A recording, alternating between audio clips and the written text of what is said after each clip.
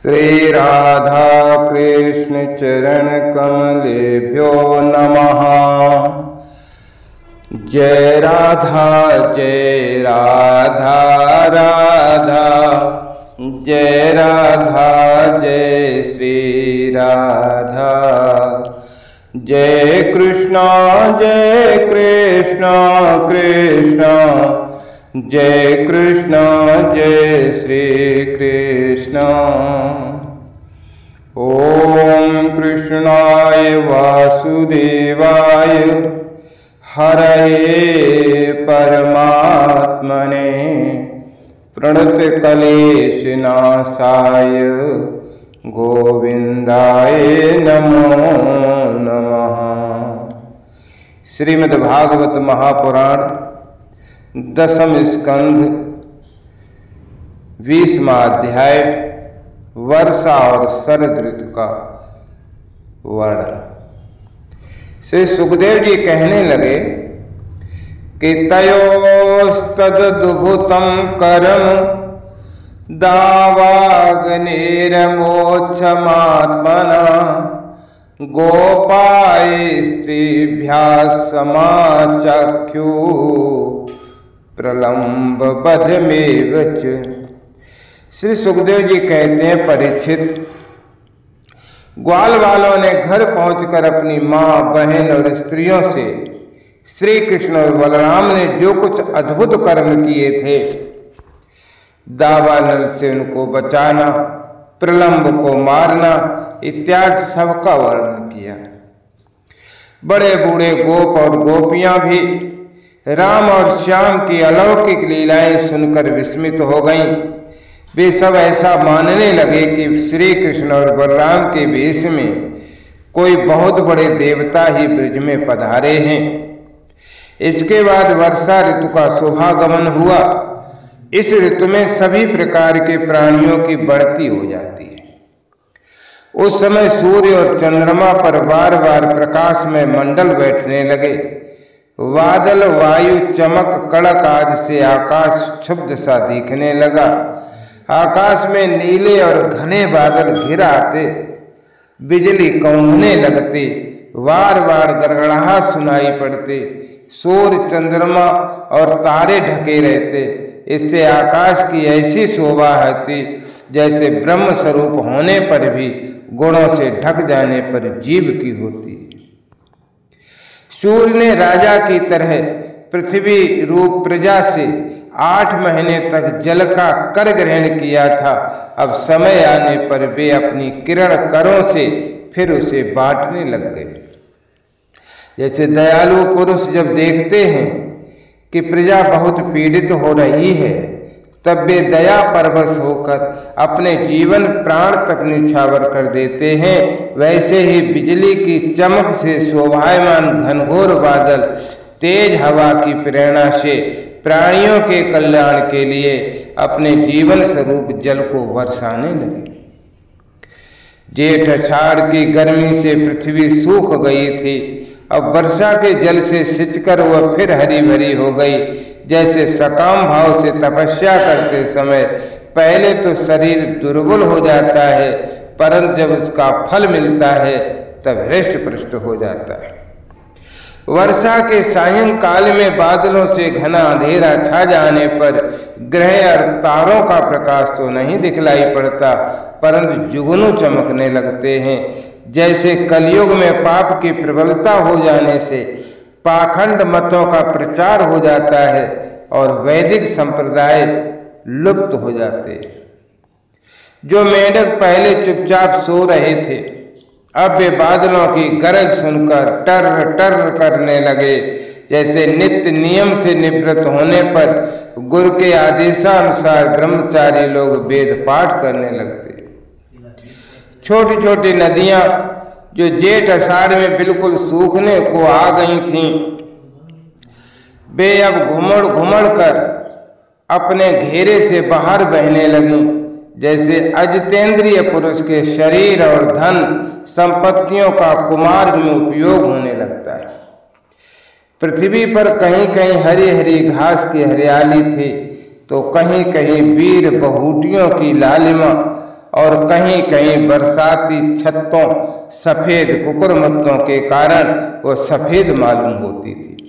इस प्रकार उसकी ऐसी शोभा हो रही थी मानो किसी राजा की रंग बिरंगी सेना। अब खेत अनाजों से भरे पूरे लहलहा रहे थे। उन्हें देखकर किसान तो मारे आनंद के फूले न समाते थे, परंतु सब कुछ प्रारब्ध के अधीन है, यह बात न जानने वाले धनियों के चित्त में बड़ी जलन हो रही थी कि अब हम इन्हें अपने पंजे में कैसे रख सकेंगे। नए बरसाती जल के सेवन से सभी जलचर और थलचर प्राणियों की सुंदरता बढ़ गई थी, जैसे भगवान की सेवा करने से और भीतर के बाहर और भीतर के दोनों ही रूप सुगढ़ हो जाते हैं। वर्षा ऋतु में हवा के झोंकों से समुद्र एक तो यूं ही उत्ताल तरंगों से युक्त हो रहा था, अब नदियों के संयोग से वह और भी क्षुब्ध हो उठा। ठीक वैसे ही जैसे वासना युक्त योगी का चित्त विषयों का संपर्क होने पर कामनाओं के उभार से भर जाता। मूसलाधार वर्षा की चोट खाते रहने पर भी पर्वतों को कोई व्यथा नहीं होती थी, जैसे दुखों की भरमार होने पर भी उन पुरुषों को किसी प्रकार की व्यथा नहीं होती जिन्होंने अपना चित्त भगवान को समर्पित कर दिया। जो मार्ग कभी साफ नहीं किए जाते थे वे घास से ढक गए और उनको पहचानना कठिन हो गया। जैसे जब द्विजाति वेदों का अभ्यास नहीं करते तब काल क्रम से वे उन्हें भूल जाते हैं। यद्यपि बादल बड़े लोकोपकारी हैं, फिर भी बिजलियां उनमें स्थिर नहीं रहती। ठीक वैसे ही जैसे चपल अनुराग वाली कामिनियां स्त्रियां गुणी पुरुषों के पास भी स्थिर भाव से नहीं रह पाती।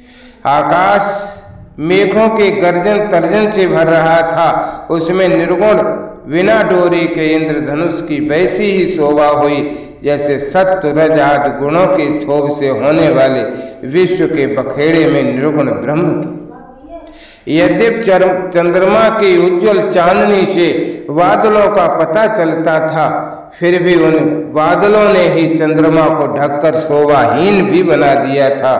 ठीक वैसे ही जैसे पुरुष के आभास से आभासित होने वाला अहंकार ही उसे ढककर प्रकाशित नहीं होने देता। बादलों के शुभागमन से मोरों का रोम रोम खिल रहा था। वे अपनी कुहक और नृत्य के द्वारा आनंदोत्सव मना रहे थे। ठीक वैसे ही जैसे गृहस्थी के जंजाल में फंसे हुए लोग जो अधिकतर तीनों तापों से जलते और घबराते रहते हैं, भगवान के भक्तों के शुभागमन से आनंद मग्न हो जाते हैं। जो वृक्ष जेठ आषाढ़ में सूख गए थे वे अब अपनी जड़ों से जल पीकर पत्ते फूल और डालियों से खूब सज धज गए हैं। जैसे सकाम भाव से तपस्या करने वाले तो दुर्बल हो जाते हैं, परंतु कामना पूरी होने पर फिर मोटे तंगड़े हो जाते हैं।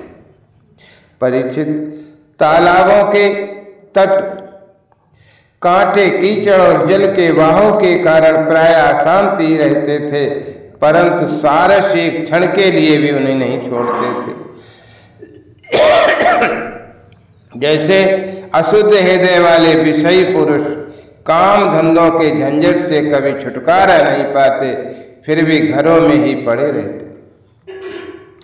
वर्षा ऋतु में इंद्र की प्रेरणा से मूसलाधार वर्षा होती है। इससे नदियों के बांध और खेतों की मेड़ें टूट जाती हैं। जैसे कलयुग में पाखंडियों के तरह तरह के मिथ्यावादों से वैदिक मार्ग की मर्यादा ढीली पड़ जाती। वायु की प्रेरणा से घने बादल प्राणियों के लिए अमृत में जल की वर्षा करने लगते हैं। जैसे ब्राह्मणों की प्रेरणा से धनी लोग समय समय पर दान के द्वारा प्रजा की अभिलाषाएं पूर्ण करते हैं। वर्षा ऋतु में वृंदावन इसी प्रकार शोभायमान और पके हुए खजूर तथा जामुनों से भर रहा था। उसी वन में विहार करने के लिए श्याम और बलराम ने ग्वाल बालों और गौओं के साथ प्रवेश किया। गौएं अपने थनों के भारी भार के कारण बहुत ही धीरे धीरे चल रही थीं। जब भगवान श्री कृष्ण उनका नाम लेकर पुकारते तब वे प्रेम परवश होकर जल्दी जल्दी दौड़ने लगती। उस समय उनके थनों से दूध की धारा गिरती जाती थी। भगवान ने देखा कि वनवासी भील और भीलनियां आनंद मग्न हैं। वृक्षों की पंक्तियां मधुधारा उड़ेल रही हैं। पर्वतों से झरझर करते हुए झरने झर रहे हैं। उनकी आवाज बड़ी सुरीली जान पड़ती है और साथ ही वर्षा होने पर छिपने के लिए बहुत सी गुफाएं। जब वर्षा होने लगती तब श्री कृष्ण कभी किसी वृक्ष की गोद में या खोडर में जा छिपते, कभी कभी किसी गुफा में ही जा बैठते और कभी कंदमूल फल खाकर ग्वाल वालों के साथ खेलते रहते। कभी जल के पास ही किसी चट्टान पर बैठ जाते और बलराम जी तथा ग्वाल वालों के साथ मिलकर घर से लाया हुआ दही भात दाल साग आदि के साथ खाते। वर्षा ऋतु में बैल बछड़े और थनों के भारी भार से थकी हुई गौएं थोड़ी ही देर में भरपेट घास चल लेती और हरी हरी घास पर बैठकर ही आंख मूंद कर जुगाली करती रहती। वर्षा ऋतु की सुंदरता पर अपार थी। वह सभी प्राणियों को सुख पहुंचा रही थी। इसमें संदेह नहीं कि वह ऋतु गाय बैल बछड़े सब के सब भगवान की लीला के ही विलास थे। फिर भी उन्हें देखकर भगवान बहुत प्रसन्न होते और बार बार उनकी प्रशंसा करते। इस प्रकार राम और श्याम और बलराम बड़े आनंद से ब्रज में निवास कर रहे थे। इसी समय वर्षा बीतने पर शरद ऋतु आ गई। अब आकाश में बादल नहीं रहे, जल निर्मल हो गया, वायु बड़ी धीमी गति से चलने लगी। शरद ऋतु में कमलों की उत्पत्ति से जलाशयों के जल ने अपनी सहज स्वच्छता प्राप्त कर ली। ठीक वैसे ही जैसे योग भ्रष्ट पुरुषों का चित्त फिर से योग का सेवन करने से निर्मल हो जाता है। शरद ऋतु ने आकाश के बादल, वर्षा काल के बड़े हुए जीव, पृथ्वी की कीचड़ और जल के मटमैलेपन को नष्ट कर दिया। जैसे भगवान की भक्ति ब्रह्मचारी, गृहस्थ और वानप्रस्थ और सन्यासियों के सब प्रकार के कष्टों और अशुभों को झटपट नाश कर देती। बादल अपने सर्वस्व जल का दान करके उज्जवल कांति से सुशोभित होने लगे।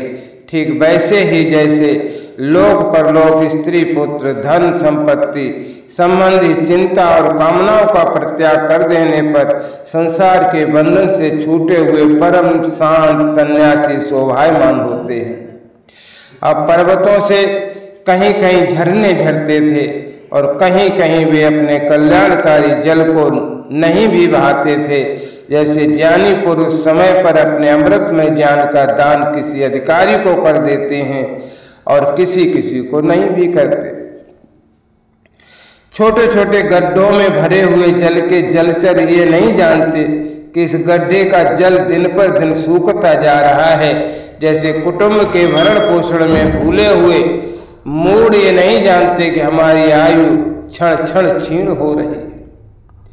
थोड़े जल में रहने वाले प्राणियों को शरतकालीन सूर्य की प्रखर किरणों से बड़ी पीड़ा होने लगती। जैसे अपनी इंद्रियों के वश में रहने वाले कृपण एवं दरिद्र कुटुंबी को तरह तरह के ताप सताते ही रहते हैं। शनै शनैर्जहु पंकम स्थालान्यामं च विरुधा यथा हम ममताम धीरा शरीरादिषु वनात्मसु। पृथ्वी धीरे धीरे अपना कीचड़ छोड़ने लगी और घास पात धीरे धीरे अपनी कचाई छोड़ने लगे। ठीक वैसे ही जैसे विवेक संपन्न साधक और धीरे धीरे शरीर आदि अनात्म पदार्थों में से ये मैं हूँ, ये मेरा है, ये अहमता और ममता छोड़ देते। शरद ऋतु में शरद समुद्र का जलस्तर गंभीर और शांत हो गया। जैसे मन के निसंकल्प हो जाने पर आत्माराम पुरुष कर्म कांड का झमेला छोड़कर शांत हो जाता है। किसान खेतों की मेड़ मजबूत करके जल का बहना रोकने लगे, जैसे योगी जन अपनी इंद्रियों को विषयों की ओर जाने से रोककर प्रत्याहार करके उनके द्वारा क्षीण होते हुए ज्ञान की रक्षा करते। शरद ऋतु में दिन के समय बड़ी कड़ी धूप होती, लोगों को बहुत कष्ट होता, परंतु चंद्रमा रात्रि के समय लोगों का सारा संताप वैसे ही हर लेते जैसे देहाभिमानियों से होने वाले दुख को ज्ञान और भगवत विरह से होने वाले गोपों के दुख को श्री कृष्ण नष्ट कर देते हैं। जैसे वेदों के अर्थ को स्पष्ट रूप से जानने वाला सत्वगुणी चित्त अत्यंत शोभायमान होता है, वैसे ही शरद ऋतु में रात के समय मेघों से रहित निर्मल आकाश तारों की ज्योति से जगमगाने लगा। परीक्षित, जैसे पृथ्वी तल में यदुवंशियों के बीच यदुपति भगवान श्री कृष्ण की शोभा होती है, वैसे ही आकाश में तारों के बीच पूर्ण चंद्रमा सुशोभित होने लगा। फूलों से लदे हुए वृक्ष और लताओं में होकर बड़ी ही सुंदर वायु बहती, वो ना अधिक ठंडी होती है ना अधिक गर्म। उस वायु के स्पर्श से सब लोगों की जलन तो मिट जाती, परंतु गोपियों की जलन और भी बढ़ जाती, क्योंकि उनका चित्त उनके हाथ में नहीं था, श्री कृष्ण ने उसे चुरा लिया। गावो मृगा खगा नार्या पुष्पंद्या सरदा भवन अन्वीयमान सुवृषैर फलैरीश क्रिया इव। शरद ऋतुओं में गौएं, हिरनियां, चिड़ियां और नारियां ऋतुमती संतानोत्पत्ति की कामना से युक्त हो गईं तथा सांड, हिरन, पक्षी और पुरुष उनका अनुसरण करने लगे, ठीक वैसे ही जैसे समर्थ पुरुष के द्वारा की हुई क्रियाओं का अनुसरण कर उनके फल करते। परीक्षित, जैसे राजा के शुभागमन से डाकू चोरों की सिवाय और सब लोग निर्भय हो जाते हैं, वैसे ही सूर्योदय के कारण कुमुदिनी के अतिरिक्त और सभी प्रकार के कमल खिल गए। उस समय बड़े बड़े शहरों और गांवों में नवान्न, प्राशन और इंद्र संबंधी उत्सव होने लगे। खेतों में अनाज पक गए और पृथ्वी भगवान श्री कृष्ण और बलराम जी की उपस्थिति से अत्यंत सुशोभित होने लगे। साधना करके सिद्ध हुए पुरुष जैसे समय आने पर अपने देव आदि शरीरों को प्राप्त होते हैं, वैसे ही वैश्य, सन्यासी, राजा और स्नातक जो वर्षा के कारण एक स्थान पर रुके हुए थे, वहां से चलकर अपने अपने अभीष्ट काम काज में लग गए।